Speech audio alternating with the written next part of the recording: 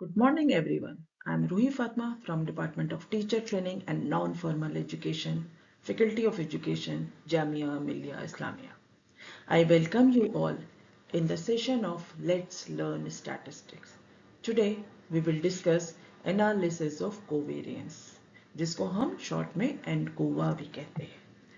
अक्सर देखा गया है कि लर्निंग की फील्ड में, मेमोरी की फील्ड में, दैट इज साइकोलॉजी की फील्ड में, एजुकेशन की फील्ड में बहुत सारे एक्सपेरिमेंटल सिचुएशंस ऐसी होती हैं जहां जिन ग्रुप्स को हमको कंपेयर करना होता है वो शुरू में अनलाइक ग्रुप्स होते हैं, है ना। चाहे वो किसी भी वेरिएबल के हिसाब से देख लें, पर्सनालिटी रिलेटेड वेरिएबल हो या जो भी वेरिएबल आप स्टडी करने चाह रहे हैं उसके हिसाब से वो इनिशियली अनलाइक होते हैं। तो पहला काम हमारा ये होता है कि हम उन ग्रुप्स को लाइक ग्रुप्स बनाएं। ये ग्रुप्स को इक्वेट करने के दो मेथड होते हैं। पहला मेथड ये है कि हम कंट्रोल ग्रुप और एक्सपेरिमेंटल ग्रुप जो है उसको हम पर्सन टू पर्सन मैच करें और उसको इक्वेट करें। दूसरा मेथड ये होता है कि हम दोनों ग्रुप्स के जो मीन है और स्टैंडर्ड डेविएशंस हैं उनको हम मैच करें और फिर हम इक्वेट करें। लेकिन ये दोनों ही मेथड बहुत ज़्यादा सेटिस्फैक्ट्री नहीं है और ना ही इनको अप्लाई करना बहुत आसान होता है, क्योंकि जब हम पर्सन टू पर्सन मैच करते हैं तो अक्सर ये होता है कि जो दो ग्रुप्स हैं उसमें जो डिफरेंट सब्जेक्ट्स हैं, ज़रूरी नहीं है कि हम हर सब्जेक्ट का ग्रुप ए का सब्जेक्ट का मैच ग्रुप बी में मिल जाए। तो उसकी वजह से हमें बहुत सारे सब्जेक्ट्स हटाने पड़ते हैं, बहुत सारे स्टूडेंट को छोड़ना पड़ता है और तो हमारा जो साइज होता है सैंपल का वो बहुत ज़्यादा छोटा हो जाता है। तो और साथ ही साथ जो स्कोर्स को मैच करना भी कोई बहुत आसान काम नहीं है। तो और साथ ही साथ जो जो कोरिलेशन है between the matching variables and experimental variables, उस पॉपुलेशन के जिसमें से हमने सैंपल ड्रॉ किया है उसका कोरिलेशन निकालना भी it is not an easy job. It is very difficult for to get the correlation between the matching variable and the experimental variable. तो इसके लिए, इस प्रॉब्लम को ओवरकम करने के लिए हम एनालिसिस ऑफ कोवेरियंस का इस्तेमाल करते हैं। बेसिकली एनालिसिस ऑफ कोवेरियंस जो है वो analysis of variance that is ANOVA का ही एक्सटेंशन है, साथ में correlation for the correlation between initial and final scores. So covariance analysis is especially useful to experimental psychologists when for various reasons it is impossible or quite difficult to equate control and experimental groups at the start. शुरू में जो हमारे experimental group है और control group है उनको equate करना आसान नहीं होता, तो ऐसी जगह पर हम एनकोवा का इस्तेमाल करते हैं और हम एनकोवा के जरिए ही one is able to affect adjustment in the final और terminal score which will allow for differences in some initial variables. हम उसको एडजस्टमेंट भी करते हैं। So ANCOVA uses the principles of partial correlation, है ना, with the analysis of variance that is ANOVA के साथ साथ हम पार्शियल कोरिलेशन के प्रिंसिपल को यूज करते हैं एनकोवा के अंदर। तो ये एक it is particularly appropriate when the subjects in two or more groups are found to differ on a pretest or other initial variables.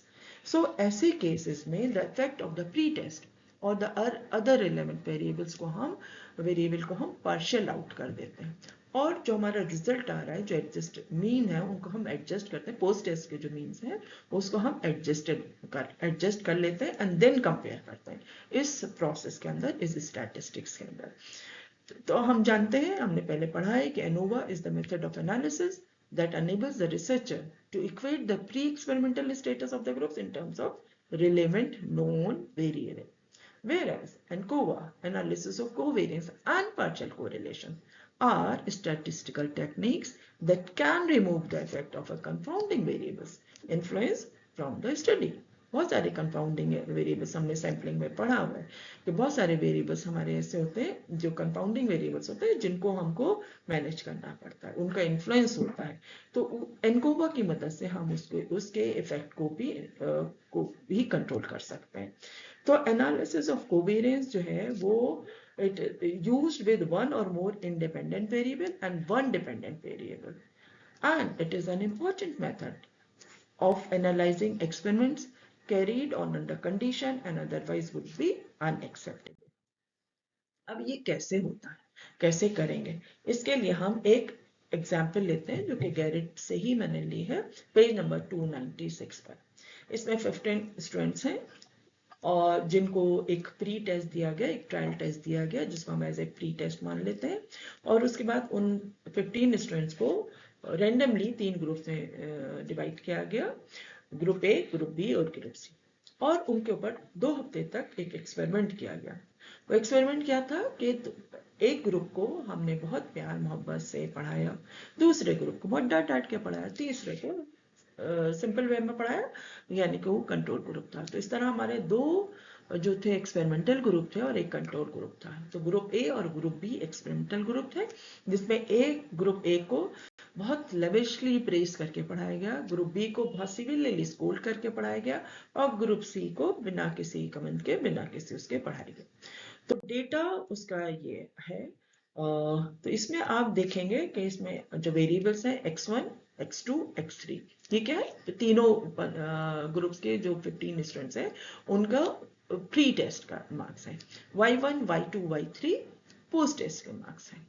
ठीक है, तो 2 हफ्ते का हमारा एक्सपेरिमेंट था, और आप इसमें देख रहे हैं इसमें सम भी दिए हुए, हर ग्रुप के मीन भी दिए हुए हैं, और for all the 3 groups summation X grand sum भी दिया हुआ है, समेशन वाई भी दिया हुआ है, समेशन एक्स वाई भी दिया है, साथ ही साथ समेशन एक्स स्क्वायर और समेशन वाई स्क्वायर भी दिया गया है, ताकि आपको कैलकुलेशन में ज़्यादा टाइम आपका कैलकुलेशन में ना लगे, बल्कि आप प्रोसेस को समझ लें। हमने पहले ही बताया कि इसके अंदर हम बिल्कुल वही काम करते हैं जो हमने एनालिसिस ऑफ वेरिएंस में किया था, साथ साथ पार्शियल कोरिलेशन को भी हम यूज करते हैं। तो पहले हम देखते हैं कि जो हम शुरू करते हैं जब हम एनकोवा के क्वेश्चंस, तो सारा मेथड्स वही होते हैं, सारे स्टेप्स वही होते हैं जो हमने एनोवा में किया। जैसे एनोवा में हमने सबसे पहले सोर्सेज ऑफ वेरिएशन देखे थे, वैसे ही एनकोवा में भी हम सोर्सेज ऑफ वेरिएशन देखेंगे। 2 वेरिएशन है, with in the group and between the group, क्योंकि अगर आप ग्रुप के मार्क्स देखेंगे तो बिटवीन द ग्रुप के मीन्स में डिफरेंस है, और with in the group her group के हर बच्चे में जो मार्क्स हैं वो अलग अलग है। तो 2 तरह के वेरिएशन है। तो इस तरह से टोटल वेरिएंस जो हुआ वो variation with in the group और वेरिएशन बिटवीन द ग्रुप को सम करेंगे तो आ जाएगा। सिंबल की फॉर्म में लिखेंगे, समेशन स्क्वायर इज वेरिएंस, तो summation square sigma square is variance, तो sigma square total is equal to sigma square Bg, that is between the group, and plus sigma square Wg, that is within the group. वहां पर भी हमने सबसे पहले step में correction term निकाली थी। करेक्शन टर्म हम क्यों निकालते हैं? क्योंकि हम जानते हैं कि हम कोई सा भी मेजरमेंट करते हैं, कितना भी हम उसको अच्छे तरीके से करें, लेकिन कुछ ना कुछ एरर होने के चांसेस होते हैं। तो स्टैटिस्टिक्स में हम उस एरर को कम करने के लिए हम करेक्शन टर्म का यूज करते हैं। तो हमारा पहला वेरिएबल था x, तो हमने सी एक्स निकाला, correction term for x, that is summation x whole square upon n। Summation x हमारा दिया by 185 whole square divided by 15, that is 2282. इसी तरह summation correction y, summation y whole square upon n, that is 255 square upon 15, that is 4335. Similarly हम correction term for xy भी निकालेंगे। इसका formula होता है summation x into summation y divided by n। Summation x आपका क्या है 185, summation y आपका क्या है 255, दोनों को मल्टीप्लाई कीजिए, 15 से डिवाइड कीजिए, आपका करेक्शन टर्म xy आ जाएगा 3145। ठीक है, सिंपल कैलकुलेशन। सेकेंड स्टेप था हमारा total sum of squares, that is sigma T और एस एस टी से हम ये भी हम तीनों के लिए निकाल लेंगे। तो फॉर x आपका S s T, that is total sum of square for x variable, इसका फॉर्मूला जैसे वहां था समेशन एक्स स्क्वायर माइनस सी एक्स, समेशन एक्स स्क्वायर आपका दिया हुआ है 2775, करेक्शन टर्म हमने अभी निकाला है फर्स्ट स्टेप में 2282, और उसको माइनस करेंगे तो 493।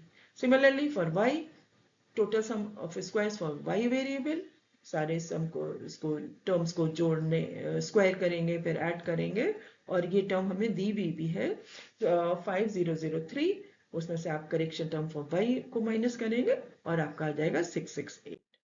इसी तरह हम एक्स वाई के लिए भी हम total sum of squares for x y variable हम निकालेंगे, that is s s t x y is equal to summation x y minus C x y. तो सारे जितने एक्स वाई के समेशन थे उन सबको हम ऐड करेंगे, उसमें से करेक्शन टर्म को माइनस करेंगे, हमारा टर्म आ जाएगा 400, that is 400। Third step, total sum of squares among the mean, variation between the group, that is sigma b g whole square, और इसको हम अलग अलग टर्म से यूज करते हैं, अलग अलग बुक्स में अलग अलग टर्म्स यूज की गई, इसलिए मैंने जितनी टर्म्स मुझको मिली मैंने सब डाल ली हूँ ताकि आप कंफ्यूज ना हो कि इस बुक में ये है, इसमें सेम चीजें हैं। तो अब हम इसको x के लिए निकाल लेंगे, तो समेशन जो आपका total sum of squares among the mean है, between the mean, that is summation x whole square upon n minus C X. सारे मीन को आपने स्क्वायर किया, फिर उसको 5 से डिवाइड किया और सम किया और उसमें से करेक्शन टर्म घटा दिया, तो आपका आ गया 63। ठीक है, तो total sum of squares among the mean for x variable आ गया आपका 63। सिमिलरली आप y के लिए निकालेंगे, है ना, बिल्कुल सेम मेथड है। तो आपका correct total sum of squares आ गया 210 for y। Similarly X Y के लिए आप निकालेंगे सब एक्स वाई, यहाँ पे थोड़ा सा फिर वही जैसे वहां करेक्शन टर्म में था, यहाँ पे भी summation x1 into summation y, summation x2 summation y2 multiply करना है ना, समेशन x3 समेशन y3, सबको मल्टीप्लाई करेंगे divided by n minus correction of xy, तो आपकी वैल्यू आ जाएगी 25। तो this is your second step. Simple calculation है जैसे हमने नोवा में की थी उसी तरह। स्टेप 4 भी बिल्कुल वही है, total sum of squares within the group, that is S is sum of square between the group. तो for x it is equal to S S W X, formula का हो गया total sum of squares total x minus sum of square BG ना between the group for x। तो ये हम अभी calculate कर आए, दिस इज 493 और ये आया 63, इसको माइनस किया तो 430। सिमिलरली हम y के लिए निकालेंगे, ये आया 458। सिमिलरली एक्स वाई के लिए निकालेंगे, ये आया आपका 375। ये सारी कैलकुलेशन जो हमने पिछले स्टेप में कैलकुलेशन की थी उसी को हमने निकाला और यहाँ पे रखा, उन्हीं की वैल्यूज को यहाँ पे पुट किया। स्टेप 5 जैसे वहां हमने टेबल बनाई थी बिल्कुल सिमिलरली हम यहाँ टेबल बनाएंगे, sources of variation among the means, that is between the group and within the means। ठीक है, डिग्री ऑफ फ्रीडम 3 ग्रुप थे तो डिग्री ऑफ फ्रीडम 2 हो गई। टोटल सब्जेक्ट्स हमारे पास, टोटल बच्चे जो थे हमारे पास 15 थे, तो डिग्री ऑफ फ्रीडम 14 हो गई। तो विद इन मीन हमारी डिग्री ऑफ फ्रीडम क्या हो गई, 14 माइनस 2 दैट इज 12। SSX हमने अभी निकाला है पिछले स्टेप से, दैट इज अमंग मीन 63 है और टोटल में 493 है, तो उसको माइनस करके हमारा विद इन मीन आ गया 430। Similarly sum of square from y हमने अमंग मीन निकाला था 210 और टोटल निकाला था 668, तो माइनस करके हमारा आ गया 458। अब हम निकालेंगे वेरिएंस फॉर x और वेरिएंस ऑफ y, दोनों अलग अलग। तो वेरिएंस ऑफ x क्या हो गया, 63 डिवाइडेड बाई 2 दैट इज 31.2, और ये y का क्या हो गया 210, यहीं से आ रहा है सब, है ना, 210 divided by 2 that is 105। Similarly आप दूसरा विद इन मीन के लिए आप निकालेंगे, तो ये जाएगा 430 बाई 12 और ये हो जाएगा 458 बाई 12, तो ये आ गया 38.2 और ये आ गया 35। ठीक है, और ये टोटल आपका है। तो अब हमने x और y को सेपरेटली रखकर हमने एनालिसिस ऑफ वेरिएंस किया, फिर उसके बाद हमने वहां पे क्या किया था, f टेस्ट लगाया था। सिमिलरली हम यहाँ f टेस्ट लगाएंगे, दोनों वेरिएबल के लिए अलग अलग लगाएंगे। फॉर x तो summation square that is variance for bg and variance for wg, अभी हमने टेबल में निकाला है, वहीं से निकाल कर हम इसको डिवाइड कर लेंगे, हमारा आ गया 0.88। y के लिए हमारा आ गया 2.74। फिर हम अपनी टेबल वैल्यू देखेंगे, हमारी डिग्री ऑफ फ्रीडम 2 है, 2 एंड 12, तो हमने देखा 0.05 पर हमारा 3.88 और 0.01 पर हमारा 6.93, तो लेकिन कैलकुलेटेड वैल्यू जो थी वो इससे कम है ना, तो जब कैलकुलेटेड वैल्यू आपकी टेबल वैल्यू से कम होती है तो इसका मतलब सिग्निफिकेंट नहीं है। तो इसका क्या मतलब हुआ कि neither value significant at any level because calculated value is less than f table value, है ना। अब क्या है आपका कि अब हम आगे बढ़ते हैं, है ना। अब क्योंकि हमको ये देखना पड़ेगा, समझना पड़ेगा कि हमने देखा कि अभी अगर हम एनालिसिस ऑफ वेरिएंस हमने खाली लगाया इसको, तो हमने देखा कि यहाँ कोई रिलेशनशिप है ही नहीं, वो जो डिफरेंस है वो सिग्निफिकेंट है ही नहीं, तो अब हम यहाँ पर पार्शियल कोरिलेशन का, जैसे हमने कहा था मैनकोवा में, पार्शियल कोरिलेशन को भी हम करते हैं। तो हम इसमें क्या करेंगे, हम इनिशियल स्कोर के जो इम्पैक्ट है उसको एलिमिनेट करेंगे, जिसको हम रिप्रेजेंट करेंगे s base y dot x. ये जब हमने पार्शियल कोरिलेशन पढ़ा है वहां हमने देखा है कि जिस चीज को हमें एलिमिनेट करना होता है उसको हम डॉट लगा कर लिख देते हैं। तो y डॉट x का मतलब है कि हम सम ऑफ स्क्वायर्स ऑफ y निकाल रहे हैं, जहां पर हमने x के यानी कि इनिशियल स्कोर के इम्पैक्ट को हमने एलिमिनेट किया है। तो s s y dot x का क्या फॉर्मूला है, this is equal to S s y minus s x y square divided by s s x. और ये हम सारी चीजें हम निकाल चुके हैं। तो for total s s t s s y हमने वहां टोटल विद इन मीन और तीनों चीजों के लिए निकाला हुआ है बिटवीन द ग्रुप। तो एस एस हम फॉर टोटल अगर हम बात करें तो s s y dot x हो गया हमारा, एस एस वाई हमारा 668 आया हुआ है, एस एक्स वाई हमारा 400 आया हुआ है और एस एस एक्स हमारा 493। अगर हम डेसिमल को इग्नोर कर दें और कैलकुलेट करें तो हमारा आंसर आ रहा है 343। तो अब आप फिर विद इन मीन देख लेंगे, हमने टोटल के लिए निकाला, अब हम with in mean same formula लगाकर वहीं से हम निकाल कर हम इसे देखेंगे। अब हम एनालिसिस ऑफ कोवेरियंस का हमें टेबल बनाना है ना, सिमिलरली। तो अब हमने क्या देखा, बिल्कुल उसी तरह सोर्सेज ऑफ वेरिएशन, फिर डिग्री ऑफ फ्रीडम, फिर एस एस एक्स जो हमने पहले किया था, एस एस वाई, फिर s x y, s y x, फिर जो हम वेरिएंस निकालेंगे वाई एक्स निकालेंगे, ठीक है, और एस डी वाई वन। ठीक, बिल्कुल ये जितनी हमने स्टेप्स किए वहीं से हम अपना टेबल निकालकर वैल्यूज उठाकर इस अपनी टेबल में रख देंगे। अब हम अपना एफ टेस्ट लगाएंगे। एफ टेस्ट बिल्कुल वही है, variance between the group, variance with in the group. ये वैल्यू हमारी अपने टेबल से उठाई, दैट इज 8.83। तो फॉर अब हम टेबल से देखेंगे तो टेबल में हमने देखा कि 0.05 पर 3.98 है और 0.01 पर 7.2 है ना। और तो जो हमारी जो कैलकुलेटेड वैल्यू है वो ज्यादा आ रही है। जब हमने पार्शियल आउट नहीं किया था, हमने एनोवा लगाया था, तो हमने देखा था कि हमारा जो एफ टेस्ट था वो वैल्यू कम आ रही थी और इसका मतलब था कि सिग्निफिकेंस है ही नहीं।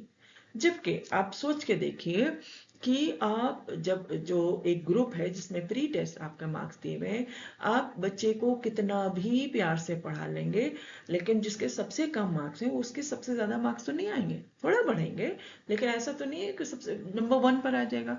या आप कितना भी डांट के पढ़ाएंगे तो जिसके सबसे हाईएस्ट मार्क्स है उसके सबसे कम से भी कम नंबर हो जाए, ऐसा तो नहीं हो सकता। तो इसलिए हमने जो प्रीवियस मार्क्स थे उनको उनको हमने पार्शियल आउट किया और फिर हमने करके देखा। तो हमने एफ टेस्ट की जब हमने निकाला, कैलकुलेट किया, तो हमने यहाँ देखा कि वो ग्रेटर देन है, तो 8.83 इज ग्रेटर देन 7.20 पे, यानी कि 99% जो है वो है। तो इसका मतलब क्या हुआ, it is highly significant, which means that the three final means which depend upon three incentives, praise, scold and control, differ significantly after they have been adjusted for initial differences in x। हमने x के जो initial differences थे, pre test का marks थे, उसमें हमने adjust किया, उसका हमने एलिमिनेट किया, इम्पैक्ट हमने इनिशियल स्कोर का फाइनल स्कोर्स पर जो इम्पैक्ट था उसको हमने पार्शियल आउट किया और हमने देखा कि ये जो डिफरेंस आ रहा है ये सिग्निफिकेंट है। अब जब सिग्निफिकेंट है तो हमें टी टेस्ट लगाना पड़ेगा। तो और ये हमें किस में लगाना पड़ेगा, एडजस्टेड मीन में। तो s d y dot x अभी हमने निकाला है 3.46। तो standard error of y dot x क्या हो जाएगा, s d y dot x multiply by under root of 1 minus n1 plus minus n2। और हमने ये s d y dot x हमने अभी निकाला है, दैट इज 3.46। और हमारा जो n मतलब हर ग्रुप में हमारे 5 है, तो 1/5 plus 1/5 that is 2/5, that is उसको आप करेंगे तो 0.4, इसकी वैल्यू निकालेंगे तो ये आ जाएगी। और s यानी कि standard error of y when we partial out x becomes 2.186। Is this clear? आगे बढ़ते हैं। अब हम टेबल वैल्यू से देखेंगे। हमारा डिग्री ऑफ फ्रीडम हम 11 लेंगे क्योंकि यहाँ वेरिएशन आता है। तो हम जब उसकी वैल्यू निकालेंगे तो 2.20 और 3.11 आया। तो आप फॉर्मूला आपको पता है, T is equal to d upon SED। तो D is equal to T into SED। तो 0.05 लेवल पर अगर आप देखेंगे तो 2.20 और SED आपका क्या है 2.186। इसको मल्टीप्लाई करेंगे तो डिफरेंस आ जाएगा 4.80। दूसरा 0.01 लेवल पर अगर आप मल्टीप्लाई करेंगे तो ये आएगा 6.798। हाँ? तो अब आप अगर देखें तो डिफरेंस अगर आपका इतना है तो आपका जो डिफरेंस है वो सिग्निफिकेंट है। यानी कि अगर आपका 6.7 से ज्यादा है यानी कि 7 से ज्यादा है तो वो 99% श्योर है, दैट इज 0.01 लेवल पर सिग्निफिकेंट है। और अगर वो 5 से ज्यादा है 4.8, हम उसको राउंड करेंगे तो 5 हो जाएगा, तो वो 0.05 से ज्यादा है। अब आप अगर देखें अपना अपना टेबल देखें जहां आपके मार्क्स दिए गए हैं, तो आपने देखा कि x1 y1 का जो डिफरेंस आ रहा है वो आ रहा है 10, क्योंकि x1 था आपका जो मीन अगर आप देखेंगे तो 12 और 22, तो जो डिफरेंस आ रहा है वो आ रहा है 10। ग्रुप बी में x2 था 15 और x3 था 16, तो डिफरेंस आ रहा है 1 का। और डी इस ग्रुप सी में x3 था 10 और y3 था 13, तो डिफरेंस आ रहा है 3 का, है ना। तो इसमें कौन सा है D10। 10 जो है वो ए यानी कि ग्रुप ए का जो मीन है वो significantly higher than group B and C, means at 0.01 level, but group B and group C do not differ क्योंकि उनका डिफरेंस जो है वो दोनों लेवल से कम आ रहा है। हाँ? और ग्रुप ए का जो डिफरेंस है वो ज्यादा आ रहा है। So we can may conclude then when initial differences are allowed, praise makes more significant changes in the final score, but that scolding has no greater effect than mere repetition of the test. तो जब हमने initial test को हमने उसको partial out किया तो हमने देखा जो हमारे 3 ट्रीटमेंट थे, जो 2 ट्रीटमेंट थे स्कोल्ड और प्रेज वाला, तो प्रेज ने बहुत ज्यादा इफेक्ट दिखाया, है ना, उसमें काफी ज्यादा डिफरेंस आया। तो ये इस तरह से आपने देखा कि दोनों जो बाद वाले थे, चाहे वो स्कोल्ड वाला हो या कंट्रोल ग्रुप हो, उसमें कोई फर्क नहीं आया, प्रेज में फर्क आया। तो ये किस तरह हमने निकाला, जब हमने इनकोवा लगाया, जब हमने और साथ साथ हमने यानी कि एनालिसिस ऑफ वेरिएंस के साथ साथ हमने पार्शियल कोरिलेशन का यूज किया, दैट इज एनकोवा का यूज किया। तो हमने देखा कि हमारा जो पहला वाला था जिसमें हम प्लेस कर रहे थे वो डिफरेंस जो था वो सिग्निफिकेंट है, जबकि हमने खाली एनोवा की हेल्प से नहीं आया। So this is all about this. Thank you.